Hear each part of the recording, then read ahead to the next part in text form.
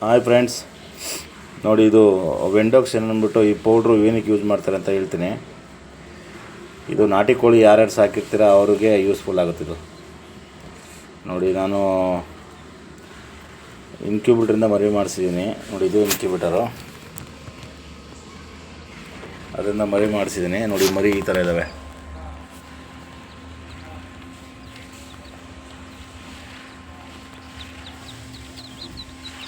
ಈ ಥರ ಇದ್ದಾವೆ.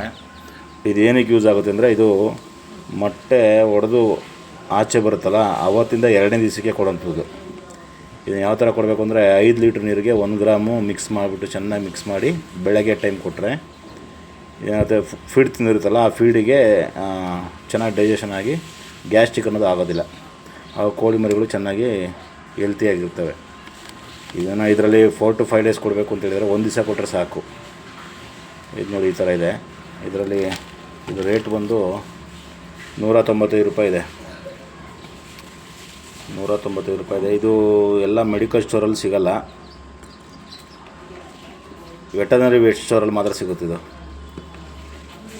ಯಾರು ನಾಟಿ ಕೋಳಿಗಳು ಸಾಕ್ತಾಯಿದ್ರೆ ಅವರು ಯೂಸ್ಫುಲ್ ಆಗುತ್ತೆ. ಅವ್ರು ನೋಡಿ ಇದನ್ನು ಇನ್ಕ್ಯುಬೇಟರ್ ಯಾರು ಮರಿ ಮಾಡ್ತಿರ್ತಾರೆ ಅವ್ರಿಗೆ ಯೂಸ್ ಆಗುತ್ತೆ.